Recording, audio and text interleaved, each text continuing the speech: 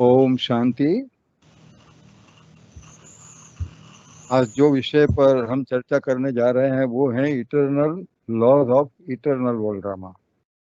हमारे लिए तीसरा महत्वपूर्ण विषय है ज्ञान के संदर्भ में आत्मा का परिचय, परमात्मा का परिचय। और बाबा ने विश्व दर्शन की बात की है।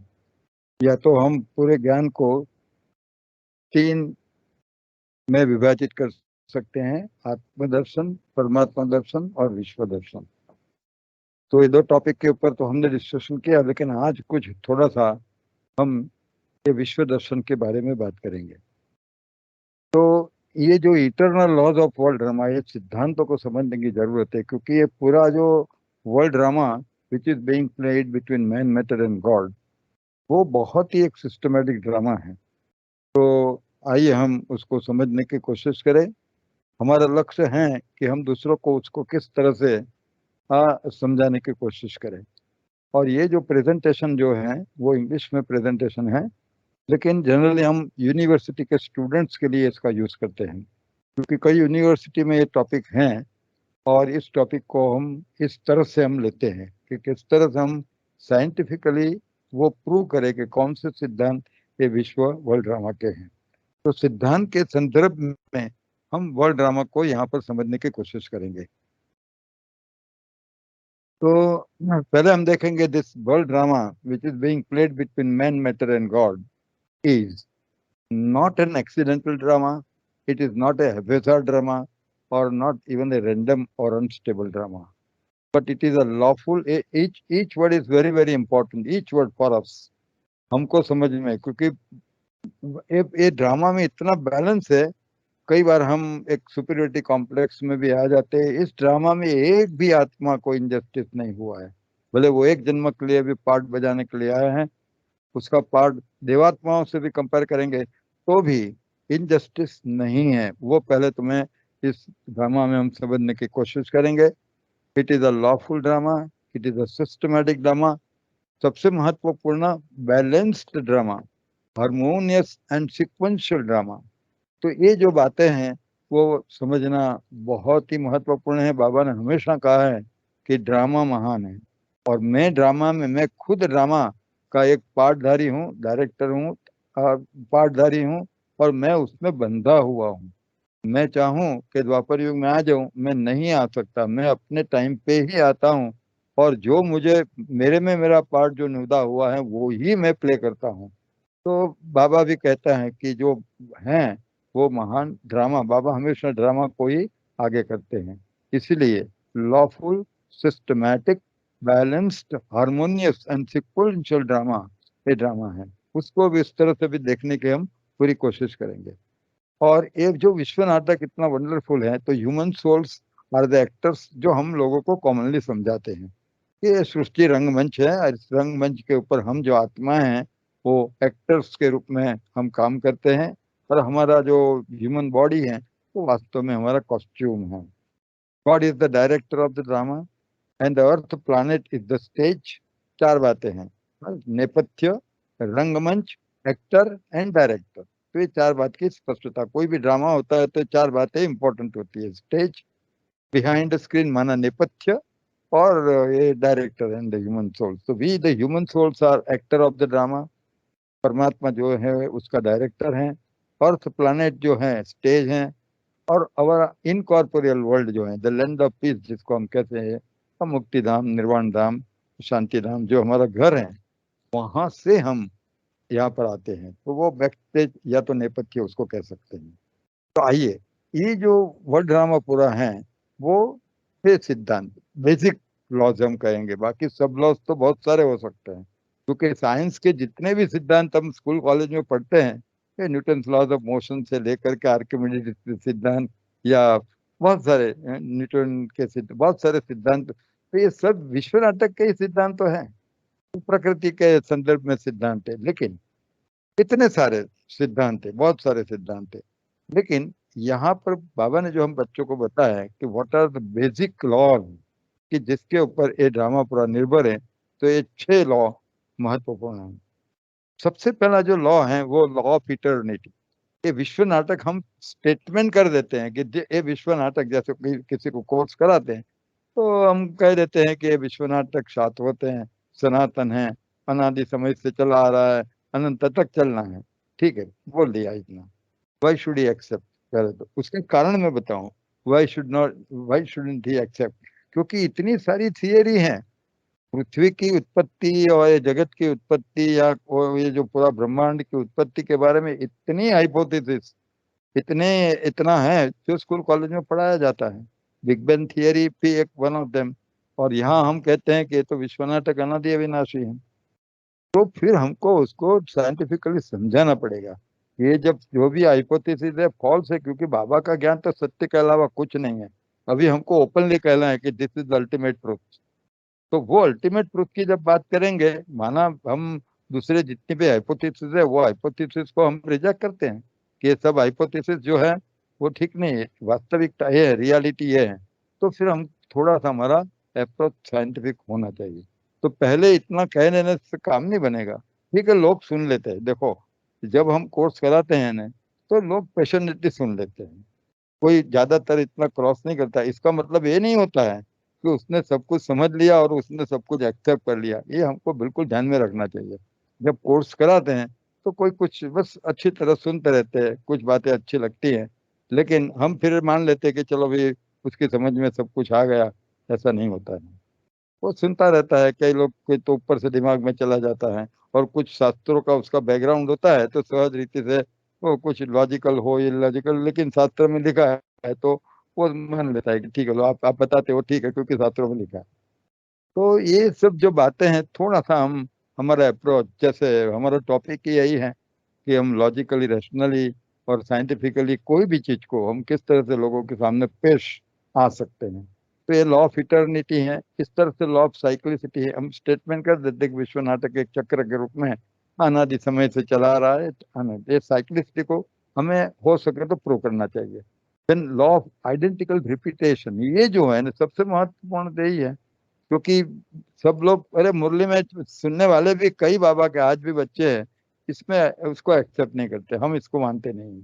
कई ब्रह्मा कुमार कुमारी मुझे मिले कि वो कहते हैं कि एक भाई हमारे थे तो वो तो मतलब शरीर छोड़ दिया उन्होंने, अंत तक उन्होंने इसको एक्सेप्ट नहीं किया था कि इसका इसका मैं स्वीकार नहीं करता हूँ।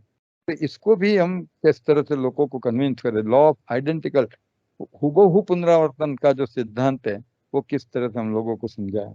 फिर law of increasing entropy of law of ageing, जो पूरा डिजनरेशन और रीजनरेशन का जो लॉ है वो भी हम इसको, लॉ ऑफ इंक्रीजिंग एंट्रोपी, इसके ऊपर जगदीश भाई ने बहुत डिस्कस किया, बहुत कुछ लिखा भी है। और ब्रह्मा कुमारों ने कितना पढ़ा मुझे पता नहीं है, लेकिन उन्होंने इसके ऊपर भी काफी कुछ लिखा है। लॉ ऑफ रीबर्थ, जो पुनर्जन्म का सिद्धांत, और सबसे महत्वपूर्ण वो है law of cause and effect, जिसको हम लॉ ऑफ कर्म कहते हैं, कर्म का सिद्धांत। तो ये बेसिकली ये जो 6 सिद्धांत है वो 6 सिद्धांत के ऊपर ये पूरा विश्व नाटक चलता है, जिसको हमको किस तरह से उनको समझा सकते हैं। आइए, हमारे पास जो थोड़ा समय, हम थोड़ा समझने की कोशिश करेंगे। सबसे पहला लॉ ऑफ इटर्निटी। हम कैसे लोगों को कन्विंस करें कि विश्व नाटक का सर्जन कभी नहीं हुआ, अनादि समय से है ही वो, और वो अनंत तक चलने वाला है। It is a beginningless, it is a endless, शाश्वत और सनातन ड्रामा है। कौन कौन से लॉजिकल पॉइंट हो सकते हैं? देखो, 2 लेसन हमारे हो गए होते जब ये बात के डिस्कशन हम करते हैं, तब तक तो 2 लेसन हो गए हमारे। आत्मा का परिचय, परमात्मा, और उसमें हमने अच्छी तरह से उनको कन्विंस कर दिया, और उन्होंने, अब जनरली वो उन लोगों ने स्वीकार भी कर लिया है कि ये विश्व नाटक का जो एक्टर है वो तो आत्मा है। आत्मा खुद शाश्वत और सनातन है। वो उनकी बुद्धि में बैठा हुआ मान करके मैं चल रहा हूँ अभी, कि उनकी बुद्धि में ये बात बैठ गई है कि आत्मा शाश्वत और सनातन है, क्योंकि ये कोर्स मतलब लेसन हो चुका है। इसी तरह से परमात्मा भी एक सोल है, लेकिन सुप्रीम सोल है, वो भी शाश्वत और सनातन है। ना उनका कभी जन्म हुआ है, अनादि समय से आत्माएं हैं, अनंत तक आत्माएं रहने वाली हैं। तो ये 2 पॉइंट मैंने लिखे हैं। तो ह्यूमन सोल जो एक्टर्स के रूप में है वो खुद शाश्वत और सनातन है। तो अभी जो आत्मा और परमात्मा, ये दोनों शाश्वत और सनातन है, अनादि समय से वो हैं। अभी जो प्रकृति है, जो प्रकृति के तत्वों के बारे में उसका सर्जन इतने साल पहले, कुछ इतने ट्रिलियन ईयर्स के पहले हुआ। लेकिन साइंस का सिद्धांत कहता है, तो साइंस का सिद्धांत कहता है कि matter can not be created, उसको क्रिएट किया ही नहीं जा सकता है, और उसका डिस्ट्रक्शन भी नहीं हो सकता है। ये तो बच्चों को पढ़ाते हैं हम। इसका मतलब ये हुआ कि जो क्वांटम फिजिकल मैटर और फिजिकल एनर्जी का है, वो अनादि समय से है। It has never been created, it is there from negative infinity. Negative infinity से प्रकृति के तत्व है, तो साइंस कहता है matter cannot be created and cannot be destroyed also. यदि कोई कुछ समय पर उसका क्रिएशन हुआ है, तो फिर डिस्ट्रक्शन निश्चित है, उसका निश्चित डिस्ट्रक्शन भी निश्चित है। इसीलिए as per the law of conservation of mass and law of conservation of energy, the physical elements this energy are also, they exist from negative infinity and will continue to exist up to positive infinity. अब देखिए, मान लीजिए कि अभी ये तीनों पुरुष, प्रकृति और परमात्मा तीनों शाश्वत और सनातन है, ठीक है। ये अभी मान लीजिए कि ये ड्रामा जो है, अभी हम उसको अलग रीति से मान लो कि ये ड्रामा इटर्नल नहीं है, वहां से शुरू करते हैं। तो फिर क्या हुआ कि कुछ पर्टिकुलर समय पे ड्रामा शुरू हुआ, तो पर्टिकुलर समय पर ड्रामा हुआ, तो उसके पहले वो जो समय होगा वह कितना भी हो सकता है, ट्रिलियन ऑफ ईयर भी हो सकता है, लेकिन उसके पहले ये आत्माएं कहाँ थी, ये परमात्मा कहाँ थे, प्रकृति के तत्व कहाँ थे, वो क्या कर रहे थे, कंफ्यूजन। इसीलिए ये आत्मा की शाश्वतता, परमात्मा की शाश्वतता, इटर्निटी, और प्रकृति की जो शाश्वतता है, वो शाश्वतता की सार्थकता वर्ल्ड ड्रामा के इटर्निटी में समाई हुई है। ये तो वर्ल्ड ड्रामा इटर्नल है, तभी इनकी शाश्वतता का कोई मतलब है। नहीं तो वर्ल्ड ड्रामा यदि शुरू हुआ, तो ये सब चीजें कहाँ थी, क्या कर रहे थे वो। इसीलिए डायरेक्टर, एक्टर, और जिस प्रकृति के ऊपर ड्रामा खेला जा रहा है, उसकी शाश्वतता का महत्व या शाश्वत का की सार्थकता, वो विश्व नाटक की शाश्वतता में समाया हुआ है। इसीलिए इस विश्व नाटक भी शाश्वत और सनातन है, क्योंकि पुरुष, प्रकृति, परमात्मा, ये तीनों शाश्वत और सनातन है। तो एक उनको जरा अच्छी तरह से हम समझाते हैं, hence the world drama has to be eternal, otherwise the eternity of the soul, supreme soul, and that of the elements of nature has no meaning, उसका कोई मतलब ही नहीं है। इसीलिए ये विश्व नाटक जो है वो इटर्नल है, बिगिनिंगलेस है एंड एंडलेस है। तो ये इटर्निटी के बारे में कुछ इस तरह से हम थोड़ा लॉजिकली उनको समझा सकते हैं।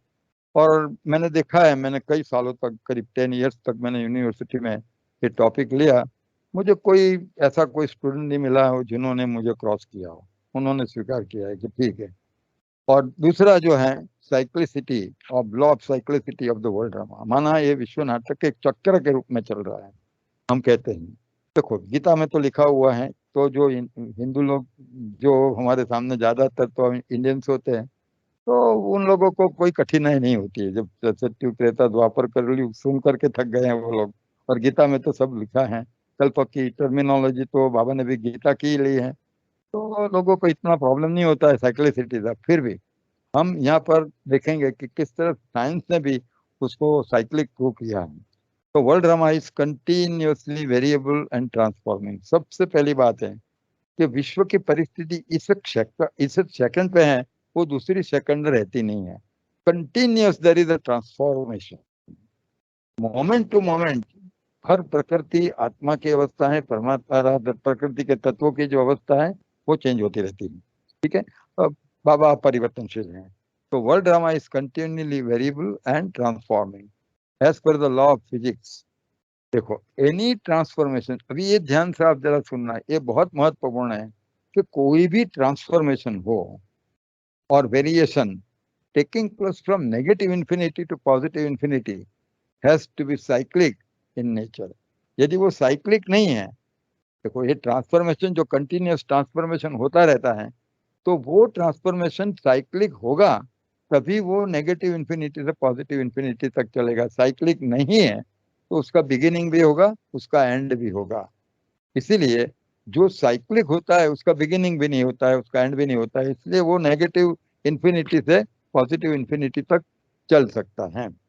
ये पॉइंट सबसे पहले हम कि कोई भी परिवर्तनशील प्रक्रिया, यदि हिंदी में उसको स्पष्ट रूप से बताना है, कि कोई भी परिवर्तनशील प्रक्रिया अनादि समय से चली आती है, अनंत तक उसको चलना है, तो वो चक्रीय होना ही चाहिए। कोई भी लीनियर या नॉन लीनियर ट्रांसफॉर्मेशन, तो तीन प्रकार के, linear transformation, non linear transformation और साइक्लिक ट्रांसफॉर्मेशन, ये तीन प्रकार के ट्रांसफॉर्मेशन फिजिक्स में पढ़ते हैं बच्चे। ये तीन प्रकार के मैथमेटिक्स में भी फंक्शन के रूप में साइक्लिक फंक्शन, लीनियर फंक्शन और नॉन लीनियर फंक्शन के रूप में ही आता है। क्योंकि विज्ञान माना परिवर्तन का एनालिसिस, जो कुछ भी प्रकृति में परिवर्तन होता है उसका एनालिसिस माना विज्ञान, वो फिजिक्स में हम सीखते हैं। तो कोई भी परिवर्तनशील प्रक्रिया अनादि समय से चली आती है और उसको यदि अनंत तक चलना है तो वो साइक्लिक हो तभी संभव है, नहीं तो संभव नहीं है। मैं तो सीधी बात बता दूं, मान लीजिए कि कोई भी एक स्ट्रेट लाइन ड्रॉ करके किसी को, और उस एक सर्कल को ड्रॉ करके दीजिए, और जो लाइन है किसी को बोलो उसका बिगिनिंग क्या है, उसका एंड क्या है, तो लाइन के बारे में वो बताएगा। If one and is beginning, naturally the other and is the and. ठीक है, वो बता देगा। लेकिन जब सर्कल ड्रॉ करके उसको बता दे where is the beginning and where is the end, he will not be able to show. न बिगिनिंग है न एंड है। तो जिसका बिगिनिंग भी नहीं है, एंड भी नहीं है और ट्रांसफॉर्मिंग है, तो वो साइक्लिक ही होना चाहिए, नहीं तो ये संभव नहीं है। तो एवरीथिंग इन द वर्ल्ड, अभी अभी देखो कई फिलोसोफरों ने क्या क्या कहा, ये मैंने थोड़ा सा यहाँ लिखा। Everything in the world is vibrating और ऑक्सिलेटिंग, सेज मैनी फिलोसोफर। विश्व में सभी कंपन की अवस्था में, रिदम में चल रहा है। टाइम्स ऑफ इंडिया में बहुत ही सुंदर आर्टिकल आया था, तो हम कोई ब्रह्मा कुमारी के को ने नहीं लिखा था, बाहर वालों ने लिखा था। Everything goes in rhythm, everything. और उसने Einstein theory of relativity and Newton's law of gravitation का आधार पर उस आर्टिकल में प्रूव करके बताया था कि everything in the world is cyclic, everything goes in rhythm. इसलिए किसी ने कहा कि everything in the world is vibrating और everything in the world is oscillating. Every absolute motion, देखो कोई भी एब्सोल्यूट मोशन विश्व के अंदर है, अब किसी भी मोशन को absolute motion, either it is rotation और रिवोल्यूशन, माना चक्कर लगा के वो अपने स्थान पर उसको आना ही है। किसी भी मोशन को देखिए, देखो जो जो स्पेस में जितनी भी मोशन होती है, either it is a motion of rotation, absolute motion. The relative motion can be linear और नॉन लिनियर। कोई हमारे अर्थ प्लैनेट के ऊपर स्ट्रेट रेल जाती है, ट्रेन जाती है, तो ट्रेन के मोशन लिनियर कह सकते हैं, लेकिन that motion of the train is linear relative to earth. लेकिन पूरी अर्थ तो घूम रही है, तो ट्रेन भी उसके साथ घूम रही है। तो कहने का मतलब जो एब्सोल्यूट मोशन है, एक है सापेक्ष और दूसरी है निरपेक्ष गति। तो जो निरपेक्ष गति है वो गति हमेशा आइदर रिवोल्यूशन और रोटेशन है, और नियम के अनुसार उसको आना है। दूसरी एक बात मैं बताऊं कि सब लोगों ने, देखो ये जितने भी यहाँ पर बैठे सब आपने पढ़ा तो है, पर सब लोगों ने कम से कम 12वीं तक तो पढ़ा होगा। तो ट्रिगोनोमेट्री तो सबने पढ़ा है, भूल गए हो वो बात अलग है। वो आप, तो ट्रिगोनोमेट्री में ओनली ट्रिगोनोमेट्रिक फंक्शंस जो हैं उसको नेगेटिव इन्फिनिटी से पॉजिटिव इन्फिनिटी तक डिफाइन किया जा सकता है। लिनियर और नॉन लिनियर फंक्शन को नेगेटिव इन्फिनिटी से पॉजिटिव इन्फिनिटी तक नहीं डिफाइन किया जा सकता है। और जितने भी ट्रिगोनोमेट्रिक फंक्शंस है वो सब साइक्लिक हैं। साइन थीटा कॉस थीटा थोड़ा सा सब लोगों ने पढ़ा होगा, सब साइक्लिक फंक्शन है। And only cyclic function can be defined from negative infinity to positive infinity. इसलिए मैंने ये साइन वेव यहाँ पर दिया है, एक साइन वेव ऑफ पिक्चर है, जिससे हमको पता लगता है कि ये जो साइन वेव है वो पूरा साइक्लिक है। तो साइक्लिक है तो फिर वो it can continue up to negative infinity.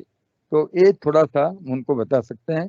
फिर देखो ये साइक्लिसिटी के बारे में मैंने वो जो बताया कि as per the Newton law of gravitation and Einstein theory of relativity, now it has been proved that every transformation taking place in the world is cyclic scientifically, और ये टाइम itself is cyclic।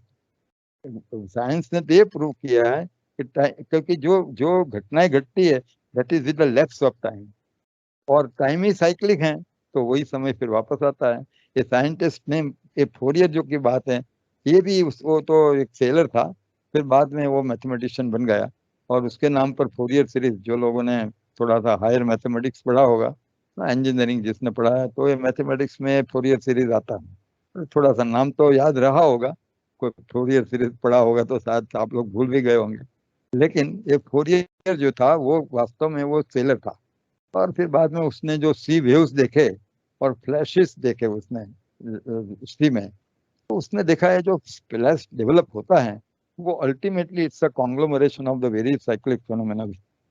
अलग अलग side से जो waves आते हैं, फिर उसका जब सुपर इम्पोजिशन, कॉन्ग्लोमरेशन का मतलब होता है सुपर इम्पोजिशन, तो जब सुपर इम्पोजिशन होता है तब ये स्प्लैश डेवलप होता है। Either every random phenomena, after every flash there is a conglomeration, superimposition of the various cyclic phenomena। ये फोरियर सीरीज ने बताया, इसलिए उसने फोरियर सीरीज माना कोई भी लिनियर और नॉन लिनियर फंक्शन जो होता है उसको फोरियर सीरीज में एक्सपांड किया जा सकता है, साइक्लिक फंक्शन में एक्सपांड किया जा सकता है। कि combination of various cyclic functions जो हैं with different amplitude and frequency, वो एक रैंडम पिक्चर, एक फ्लैश जिसको हम कह सकते हैं, तो वो क्रिएट कर सकता है। लेकिन आफ्टर एवरी रैंडम फिनोमिना के कॉन्ग्लोमरेशन या सुपर इम्पोजिशन ऑफ वेरियस साइक्लोफिना ये पे हैं। फिर the time itself is psychic and most of the religion, ये बात भी लोगों की बुद्धि में बैठ के, क्योंकि विश्व के जितने भी धर्म हैं और जितने भी सिविलाइजेशन है, करीब 19 सिविलाइजेशन है, तो बच्चों को पढ़ाया जाता है स्कूल के अंदर, उसमें ज्यादातर सिविलाइजेशन ने ये विश्व नाटक को साइक्लिक बताया है। रिलीजन में, हमारे हिंदू रिलीजन में तो साइक्लिक बताया ही है, और पूरी बाबा ने जो टर्मिनोलॉजी ली है वो हमारी गीता से ली है। बाबा ने भी कल्प शब्द यूज किया है, जैनिज्म में दूसरा शब्द प्रयोग किया है, वहां पर जैनिज्म में भी पूरी साइक्लिसिटी की, यहाँ पर ब्रह्मा का दिन शब्द यूज किया है। उन्होंने उत्तर सर्पिणी दक्षिण सर्पिणी ऐसा दो भाग बताए हैं। तो हर एक रिलीजन में देखो उन्होंने विश्व नाटक को साइक्लिक के रूप में ही बताया है। सिविलाइजेशन वालों ने भी साइक्लिक उसका स्वीकार किया है।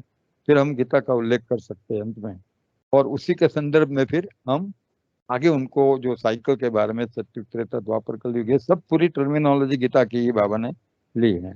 तो बाबा ने अपना शब्द दिया होता, लेकिन है गीता में लिखा हुआ है, कल्प शब्द तो बाबा ने कल्प रखा, ब्रह्मा का दिन, ब्रह्मा की रात्रि, सत्युग त्रेता द्वापर कलयुग, सभी टर्मिनोलॉजी गीता की है। तो in Shrimad Bhagavad Gita also it is said by the God himself that under my supervision, एक बहुत ही अच्छा माया दक्षिण करके पूरा एक श्लोक है, जो सचराचर मतलब ये पूरी जो सचराचर प्रकृति जो है वो हमारे अधीन है और वो चलती रहती है। तो God is under my supervision, this living and inert nature is getting transform cyclically, ये गीता में भी लिखा हुआ है। और मैंने पहले भी ये श्लोक को आपके बीच में पहले भी कोट किया है कि सर्वभूतानि कौन्तेय प्रकृति यान्ति मामिकाम कल्पक्षये पुनस्तानि कल्पादौ विसृजाम्यहम्। भला जो कल्प का जब एक अंत होता है, मैं आता हूँ, उसको मेरे में समा लेता हूँ, और फिर दूसरे कल्प की शुरुआत होती है तो मैं उसका नवसर्जन करता हूँ। इस तरह से विश्व नाटक का साइकिल चला आता है। ऐसे कई, एक श्लोक नहीं है, कई श्लोक हैं वहां पर कि जो हमारे ये जो पूरे विश्व नाटक के चक्र को साबित करती है। तो इस तरह से कुछ बात करने से हम साइक्लिसिटी को प्रूव कर सकते हैं कि विश्व नाटक जो है साइक्लिसिटी मतलब साइक्लिक है, और ये साइकिल के रूप में चला आता है। ये law of identical repetition of the world drama, ये जो पॉइंट है, ये पॉइंट मैं समझता हूँ कि बिल्कुल मुझे कोई जनरली मैं मानता हूँ कि यदि इस तरह से किसी को समझाने की कोशिश करेंगे तो थोड़ा सा वो स्वीकार करेगा। फिर भी मैं ऐसा नहीं मानता हूँ कि वे I could convince everyone, no it's not like that. फिर भी मैं कोशिश करूंगा कि किस तरह से आइडेंटिकल रिपीटेशन होना ही चाहिए, तो एक कंडीशन नहीं चलेगी। देखो ये विश्व नाटक शाश्वत और सनातन कब हो सकता है, दोनों कंडीशन चाहिए। सिर्फ साइक्लिक होने से वो शाश्वत सनातन नहीं हो सकता है। Even if it is cyclic it can and up, even if it is cyclic drama can and up, और उसका एंड अप जो है वो concept of convergence and divergence का कॉन्सेप्ट है। मैंने आगे भी आपको एक साइन वेव दिखाया है, यदि वो साइन वेव जो है वो आइडेंटिकली यदि रिपीट होता है आइडेंटिकली, तो जैसे two parallel line where will it meet, तो हम कहते हैं दो पैरेलल लाइन है दैट मीट्स एट इंफिनिटी। तो यदि आइडेंटिकल रिपीटेशन होगा ना, तो न कन्वर्जेंस होगा, न डाइवर्जेंस होगा, और न एंड अप होगा, that can continue at infinity. अभी देखो, मान लीजिए कि ड्रामा साइक्लिक है, लेकिन साइकिल में वेरिएशन आता है यदि, तो क्या होगा? पहले उनको उल्टा समझाओ कि जी वेरिएशन आया, चलो मान लो। यदि वेरिएशन आता है, वेरिएशन नहीं आना क्यों जरूरी है?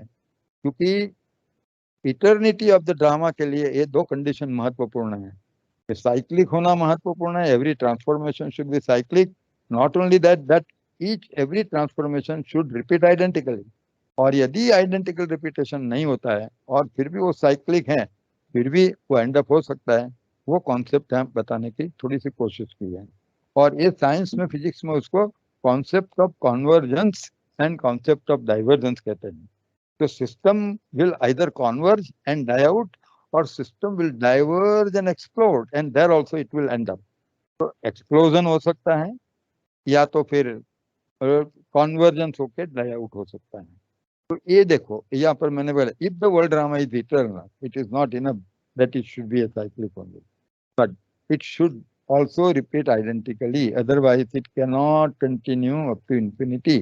Though it is cyclic, it can end up. फिर कैसे एंड अप होगा वो हम देखेंगे। Hence, this world drama being played between man, matter and God is repeating every cycle identically. If it doesn't repeat identically, then either the system will converge and end up और diverge and explode. तो पहले मैंने convergence बताया, यही जो sine wave cyclic wave है। अब मान लीजिए कि उसका एम्पलीट्यूड धीरे धीरे कम होता जा रहा है, उसकी फ्रीक्वेंसी भी मान धीरे धीरे कम होती है, तो फिर क्या होगा कि पूरा डाई आउट हो जाएगा, अंत हो जाएगा उसका। या तो फिर क्या होगा, मान लीजिए कि एम्पलीट्यूड में बढ़ोतरी होती है, यदि बढ़ोतरी होती है ओवरऑल, तो फिर देखो आप may be after infinite number of cycle या तो ट्रिलियंस और मिलियंस ऑफ साइकिल, तो ये सिस्टम पूरी डाइवर्ज होकर के एक्सप्लोजन होगा, उसमें भी एंड अप होगा। ये जो आइडेंटिकल रिपीटेशन यदि वेव का होता है, तो देखो ये पूरा दो लाइन मैंने जो टॉप पर ली है, तो वो पैरेलल नहीं है, वो डाइवर्ज हो रही है, एक कॉन्वर्ज हो रही है। तो एक concept of conversion and divergence कहते हैं, और सिस्टम एंड अप हो ही जाएगी। यदि उसको एंड अप नहीं करना है, तो देखो मैंने ये जो पिक्चर बताया जो साइन वेव का यहाँ पर, तो ये देख सकते हैं आप, it can continue up to infinity. इसीलिए दो कंडीशन फुलफिल होनी चाहिए कि every transformation should be cyclic, at the same time every transformation should repeat identically। ठीक है, एक मेगा साइकिल होता है, उसमें उसका रिपीटेशन होना चाहिए। यहाँ पर मैं हमेशा एक एग्जांपल देने की कोशिश करता हूँ, आप दूसरा भी दे सकते हैं। मैं उनको ये समझाता हूँ, क्योंकि हमारे इंडिया में क्या क्या हमारे शास्त्रों में मुक्ति का कंसेप्ट है, मुक्ति का। तो मैं उनको यही बात बताता हूँ कि मान लीजिए कि एक विश्व नाटक है, विश्व नाटक के अंदर कुछ आत्माओं का पार्ट है, और जैसे हमारा कंसेप्ट है कि चलो कोई साधना करता है तो फिर ब्रह्मलीन हो जाता है, तो उसको मुक्ति मिल जाती है, माना ये he comes out of the cycle. तो मान लीजिए कि एक पर्टिकुलर साइकिल में चार आत्माओं को मुक्ति मिल गई, ठीक है, तो चार आत्माओं का पार्ट बंद हो गया। दूसरे साइकिल में दूसरे कुछ पांच छह आत्माओं को मुक्ति मिल गई, तीसरे में कुछ दूसरे आत्माओं को पार्ट मिल गई। तो मैंने फिर बोला कि क्या होगा, after millions of cycles will there be anybody on earth to play the role? कोई नहीं होगा यहाँ पर। और क्या होगा, ड्रामा एंड अप हो जाएगा। इसीलिए हर एक का पार्ट फिक्स है, और वो जो फिक्स पार्ट है उसी प्रकार उसको रिपीट करना है। और आइडेंटिकल रिपीटेशन यदि नहीं होता है तो drama can not continue up to infinity. देखो ये जो चौथा जो सिद्धांत है, वो फोर्थ लॉ भी हमारे लिए बहुत इंपॉर्टेंट है, जिसको हम लॉ ऑफ इंक्रीजिंग एंट्रोपी कह सकते हैं। तो एक स्पिरिचुअल मिचेलरी करके जगदीश भाई की किताब है, उन्होंने भी इसमें थोड़ा सा लॉ ऑफ थर्मोडायनेमिक्स को डिस्कस किया है, करीब 1000 पेजेस है उसको, इंग्लिश में किताब है उनकी, उसको मैंने भी रिफर किया था। लेकिन ये जो सेकंड लॉ ऑफ जो थर्मोडायनेमिक्स है, जो साइंस में आप लोगों ने थोड़ा सा पढ़ा होगा, उसको लॉ ऑफ इंक्रीजिंग एंट्रोपी बोलते हैं। माना एंट्रोपी का मतलब डिसऑर्डर होता है, डिसऑर्डर। तो हर चीज का जो परिवर्तन हो, ये विश्व नाटक में हर चीज का जो परिवर्तन होता है वो ऑर्डरली से डिसऑर्डरली तरफ होता है, अच्छे से बुरे की ओर होता है। There is always a degeneration, law of degeneration हम इसको कह सकते हैं, कि everything in the world is transforming every moment. वो तो हमने देखा। We have also seen that every transformation is cyclic. ये दो बातें हमने देखी। लेकिन तीसरी बात, these cyclic transformation are from best to towards worst. देखो जितने भी ट्रांसफॉर्मेशन होते हैं वो बेस्ट टू वर्ड्स की जो नेचुरल होते हैं, जो नेचुरल ट्रांसफॉर्मेशन जो होता है वो सब based towards worst, from tidy to untidy, from orderly to disorderly, from new towards old. तो ये इसको लॉ ऑफ डिजनरेशन कहेंगे कि भाई एवरीथिंग एक बार नई चीज दूसरी क्षण नई नई रहती है। कोई भी नई चीज दूसरे क्षण नई नई रहती है, तो उनको स्वीकारने में कोई डिफिकल्टी नहीं है। कोई भी मकान मान लीजिए बना है, नया है, फिर दूसरे दिन क्या कहेंगे, एक दिन पुराना, एक साल हो जाएगा तो एक साल पुराना। तो देर इज अ डिजनरेशन, वो दूसरे क्षण नया नहीं रहता है। कोई भी नई चीज जब बनाई तो दूसरे क्षण नई नहीं रहती है, फिर उसको एजिंग शुरू हो जाता है। फिर हम कहते हैं कि 2 साल पुराना है, 3 साल पुराना है, 10 साल पुराना है।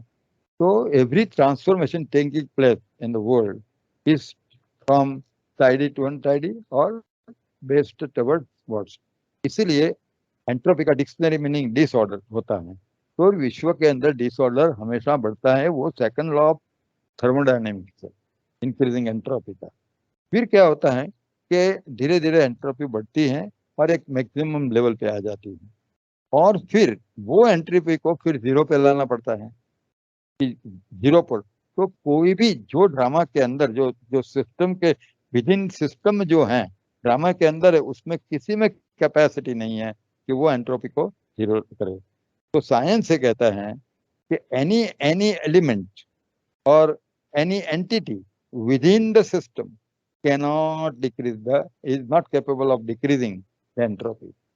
इंटरवेंशन ऑफ एक्सटर्नल, देखो यहाँ पर पूरे ड्रामा में परमात्मा के अस्तित्व का महत्व क्या है, परमात्मा का अस्तित्व क्यों ड्रामा के अंदर है, ये इस पॉइंट से बिल्कुल क्लियर हो जाता है। एक एजेंसी को रिजर्व रहना पड़ेगा कि सारे विश्व की एंट्रोपी जब मैक्सिमम हो जाए तो कैसे उसको फिर जीरो पे ला सकते हैं। तो साइंस कहता है कि कोई भी इंजीनियरिंग सिस्टम है, तो इंजीनियरिंग सिस्टम के विदिन जो जितने भी एंटिटीज काम कर रही है, उनमें कोई क्षमता एंट्रोपी को जीरो पे लाने की होती है। External intervention of some another agency यदि होता है तो वो, इसीलिए विश्व नाटक में एक आत्मा को रिजर्व रखना ही पड़ेगा, और वो रिजर्व सोल है, वो ही हमारा बाबा है, कि जो इस ड्रामा के सिस्टम में आता ही नहीं है। इसका कोई परिवर्तन, इसलिए वो अपरिवर्तनशील है। He doesn't come under the process of degeneration. Those who are in the process of degeneration cannot create any sort of regeneration. वो regeneration नहीं कर सकते हैं। तो ये जो इंटरवेंशन ऑफ एक्सटर्नल एजेंसी है कि एवरीथिंग इन द जो वर्ल्ड जो है वो नेचुरल, उनका लॉ ऑफ एजिंग, इसलिए जो चौथा लॉ है इसको लॉ ऑफ इंक्रीजिंग एंट्रोपी और लॉ ऑफ एजिंग भी बोला जाता है। देखो आइए, इसलिए अभी देखो हमारा जो सृष्टि चक्र है, सत्युग से शुरुआत होता है, कलयुग के अंत में बिल्कुल ऑर्डरली से डिसऑर्डरली, सत्व प्रधान से बिल्कुल तमो प्रधान, श्रेष्ठाचारी से बिल्कुल भ्रष्टाचारी। हाँ, तो कहाँ पर हमारी एंट्रोपी मैक्सिमम हो जाती है, डिसऑर्डर हो जाती है। तो फिर एक्सटर्नल एजेंसी जो परमात्मा हमारा बाबा है, वो आता है और फिर सभी आत्माओं को लिबरेट करता है, और फिर जीरो एंट्रोपी पे ला देता है, जीरो डिसऑर्डर हो जाता है, और सब आत्माएं कर्मातीत बन जाती हैं। फिर आइदर थ्रू पनिशमेंट कहो, ज्ञान योग से कहो, किसी भी तरह, लेकिन सभी एक भी आत्मा को यहाँ पर बाबा छोड़ता नहीं है। हाँ, महाकाल है, महाकाल बन करके हमको परम धाम में स्थित कर देता है। तो ये जो लॉ ऑफ इंक्रीजिंग एंट्रोपी है, एक बहुत ही महत्वपूर्ण सिद्धांत है। और ये जो पिक्चर जो जनरेट किया है, इसमें वो पूरे ड्रामा के बैलेंस के बारे में बताया है। अब उसका डिस्कशन का मुझे मतलब, ये तो मैं उसके ऊपर विस्तृत डिस्कशन कर सकते हैं, काफी कुछ कर सकते हैं, लेकिन समय नहीं है, क्योंकि अभी हमको एक और लॉ करना है। तो डिजनरेशन एंड रीजनरेशन का ये मैंने यहाँ पर एक चार्ट बताया कि इस ड्रामा में किसी भी आत्मा के प्रति इनजस्टिस नहीं है। हम कहते हैं कि हमारा देवात्माओं का पाठ सर्वोत्तम है। क्यों सर्वोत्तम है? क्योंकि हम सत्व प्रधान भी होते हैं और पूरे 84 जन्म लेते हैं, और हमको उसका नशा है, रखना रखना भी चाहिए, मैं भी रखता हूँ नशा। लेकिन बाबा का पाठ, लक्ष्मी नारायण का पाठ और बाबा का पाठ, किसका पाठ श्रेष्ठ मानेंगे आप मुझे बताइए। इस विश्व नाटक में बाबा का पाठ बड़ा या लक्ष्मी नारायण का पाठ बड़ा? तो बाबा के हर बच्चा बोलेगा कि बाबा का पाठ। बाबा तो एक भी जन्म के लिए आता नहीं है, एक भी जन्म नहीं लेता है, वो 84 लेता है, और उसके सामने उससे भी अच्छा पाठ वाला एक भी जन्म नहीं लेता है। तो फिर एक जन्म के लिए जो आता है, सिर्फ एक जन्म के लिए आता है, उसका पट बुरे कैसा हो सकता है? एक भी आत्मा को इनजस्टिस नहीं है इस विश्व नाटक के अंदर, एक भी आत्मा। मैंने बहुत उसके ऊपर, और इसीलिए देखो, एक कोई भी degeneration and regeneration of each individual, golden age में आत्मा एक आती है तो with the lapse of time उसका डिजनरेशन कैसे होता है और कितना होता है, और फिर उसका रीजनरेशन कैसे होता है, this line cannot, in any line cannot intersect. ये लामा का सिद्धांत समझने की जरूरत है, इट कैनॉट इंटरसेक्ट। आप जितना आदि में आएंगे इतना ही, इसलिए बाबा ने बार बार मूल्य में कहा है कि अजामिल देखना हो, अब कई कई टाइटल दिए हैं, तो यहाँ देखो। तो हम जितना चढ़ते हैं इतना गिरते हैं, जो लेट आते हैं वो कम गिरते हैं, फिर कम चढ़ते हैं। गिरना भी कम होता है, चढ़ना भी कम होता है। देखो मैंने ये जो लाल एरो है, तो सत्युग के आदि में आने वाली आत्मा कैसे नीचे जाती है with the lapse of time, और फिर कैसे रीजनरेशन होता है। तो वो इंटरवेंशन ऑफ गॉड की वजह से फिर सभी आत्माओं का रिजनरेशन होता है। लेकिन जैसे जैसे time with lapse of time आत्माएं ऊपर से नीचे आती जाती हैं, उनका नंबर ऑफ बर्थ भी कम होता है, उनका डिजनरेशन भी कम होता है, उनका कर्मिक अकाउंट भी इतना कॉम्प्लेक्स नहीं होता है। और फिर वो अपना सजाए खा करके, थोड़ा सा जो एक जन्म के लिए आएगा तो वो क्या सजा खाएगा, कितना डिजनरेशन होगा उसका एक जन्म में। हम तो कितने 42 जन्म, कितने काम क्रोध लोभ मोह से कितनी बार हम इन विकारों के वशीभूत होते हैं, कितना डिजनरेशन हुआ होगा हमारा। और जो एक जन्म के लिए आएगा वो बचपन में सतो सतो होगा, युवानी में रजोगुण में होगा, और फिर बूढ़ा होगा तो तमो में होगा, लेकिन डिजनरेशन कम होगा। तो उसको फिर एक जन्म में क्या कर्मिक अकाउंट होगा। हमारे तो 63 जन्म का कॉम्प्लेक्स कर्मिक अकाउंट, बहुत ही बैलेंस ड्रामा है, वेरी बैलेंस ड्रामा। इस चार्ट को समझने की जरूरत है, समझ नहीं है इसलिए मैं इसमें आगे बढ़ता हूँ। लेकिन उसके ऊपर ये जो चार्ट जो है, फिर लॉ ऑफ रीबर्थ, ये तो मैं मुझे लगता है कि इसके लिए तो बाबा ने बहुत सारे पॉइंट बताए हैं। लॉ ऑफ कि मनुष्य आत्मा मनुष्य उन्हीं में ही जन्म लेती है, तो उसके तो बहुत, अमर गीता में भी कुछ लिखा है। तो पहले तो लॉ ऑफ फ्री बर्थ उनको बताना है कि जिसका जन्म हुआ है उसका मृत्यु निश्चित है, और जिसका मृत्यु हुआ है उसका जन्म निश्चित है। तो ये बात तो अभी जैसे हमने वो इसके डिटेल में डिस्कशन इसलिए नहीं कर रहा हूँ क्योंकि आत्मा का जब परिचय हम ले रहे थे उसके बारे में मैंने यहाँ पर आत्मा की जो इटर्निटी है वहां पर भी ये डिस्कस किया था कि माना जो आत्मा तो शाश्वत और सनातन है, तो जिसका जन्म हुआ है उसका मृत्यु निश्चित है, मृत्यु हुआ उसका जन्म निश्चित है। तो ये जन्म और मृत्यु का साइकिल। लेकिन हमारा जो प्रूव करने की जो बात है, तो वो तो आत्मा का अमरत्व जो है, तो पैरासाइकोलॉजी के जो 5 फिनोमिना मैंने बताया, तो वो पांचों फिनोमिना यहाँ पर, जैसे कि natural recall of the past, फिर प्रोग्रेसिव हिप्नोटिक रिग्रेशन, अभी तो प्रोग्रेसिव प्रोग्रेशन भी है, प्रोग्रेसिव प्रोग्रेशन भी है, और out of body experiences, near death experiences, ये सब फिनोमिना जो पैरासाइकोलॉजी के हैं, उसके आधार पर हम रीबर्थ को प्रूव कर सकते हैं। लेकिन मनुष्य आत्मा मनुष्य होने में ही जन्म लेती है, उसके आर्ग्यूमेंट तो मतलब आप सब लोग जानते हैं, तो मैं इतनी उसकी डिटेल में चर्चा नहीं करता हूँ क्योंकि काफी कुछ पॉइंट्स है, जगदीश भाई की किताब में भी लिखे हुए हैं। और जैसे हम नॉर्मल कोर्स कराते उसमें कई पॉइंट्स मैंने यहाँ पर थोड़े पॉइंट कुछ हाईलाइट किए हुए हैं, क्योंकि वो एक सीड के रूप में है। हाँ, जितनी भी आत्माएं हैं, कॉन्शियसनेस है, वो एक सीड के रूप में, एक पैरोट होता है, पैरोट के अंदर चेतना जरूर है, लेकिन उसके जो पोटेंशियल्स हैं वो ह्यूमन सोल से बिल्कुल अलग है। तो एक पैरोट का कॉन्शियसनेस कैसे ह्यूमन ह्यूमन बन सकता है, वो तो संभव ही नहीं है। एक अमीबा में भी एज पर एग्जाम्पल कॉन्शियसनेस है, लेकिन अमीबा का जो कॉन्शियसनेस है वो ह्यूमन कॉन्शियसनेस के पोटेंशियल देखो। तो हर एक कॉन्शियसनेस में पोटेंशियल जो है, जैसे हमारे में मन बुद्धि और संस्कार जो हैं, वो लेवल के मन बुद्धि और संस्कार थोड़े कोई एनिमल्स के अंदर होगा।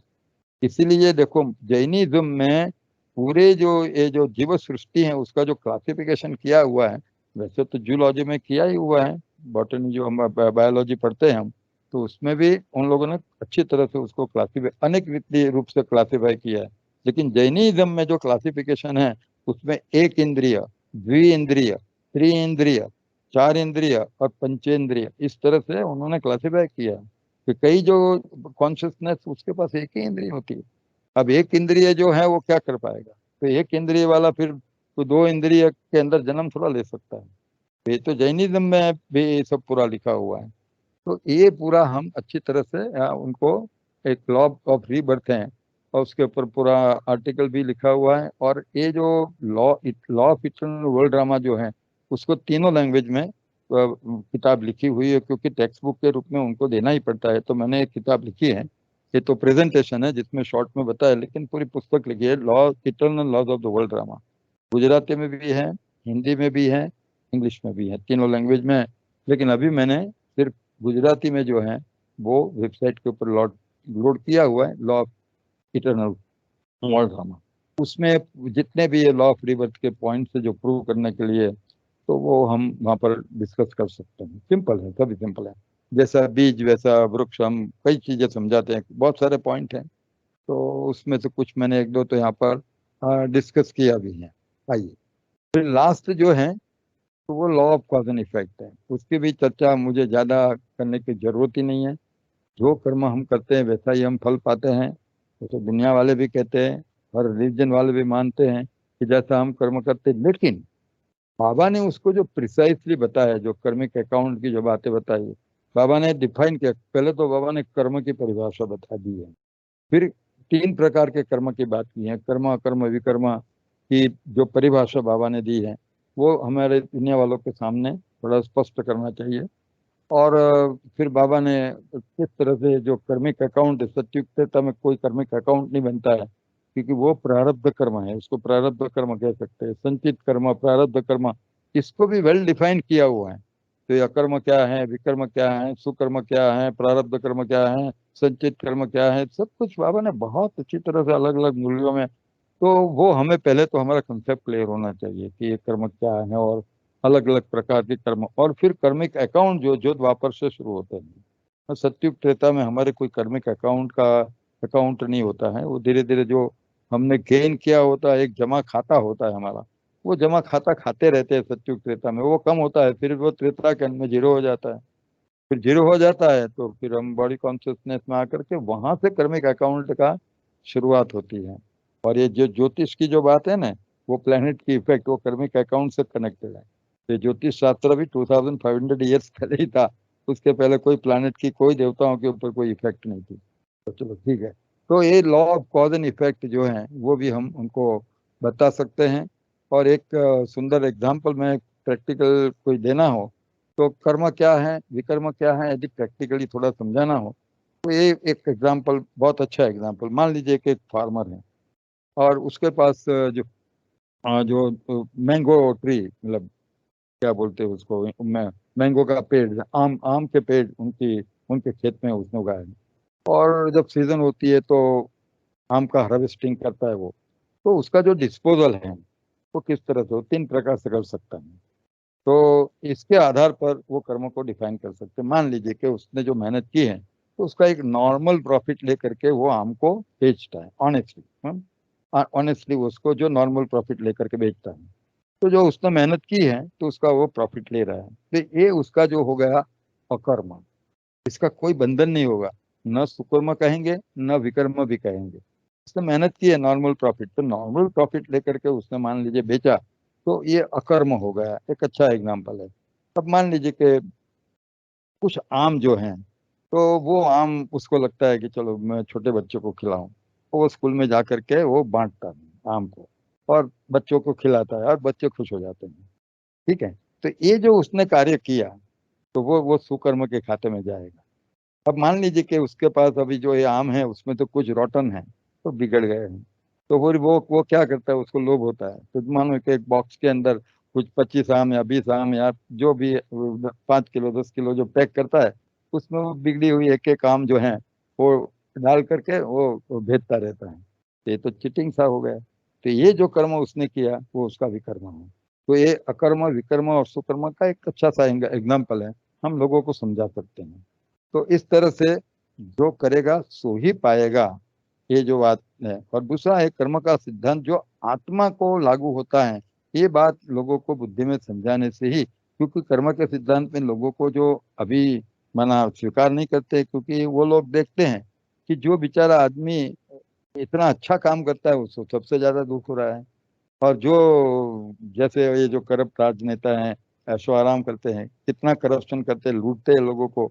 और फिर भी देखो ये गुंडे जो लोग होते हैं ये सब ऐसा कर्म करते करते, लेकिन इसीलिए हमें ये समझाना है कि कोई व्यक्ति को कर्म का सिद्धांत लागू नहीं है, लेकिन आत्मा को लागू होता है, तो उसका परिणाम उसको अभी मिले वो जरूरी नहीं है, क्योंकि life of the soul is continuous. आत्मा का इस वहां पर फिर हम संचित कर्म की बात को ला सकते हैं। ये थोड़ा सा मैंने यहाँ पर आउटलाइन दिया है। ये जो कर्म का सिद्धांत है उसके ऊपर भी काफी कुछ जगदीश भाई ने भी लिखा है, पढ़ सकते हैं।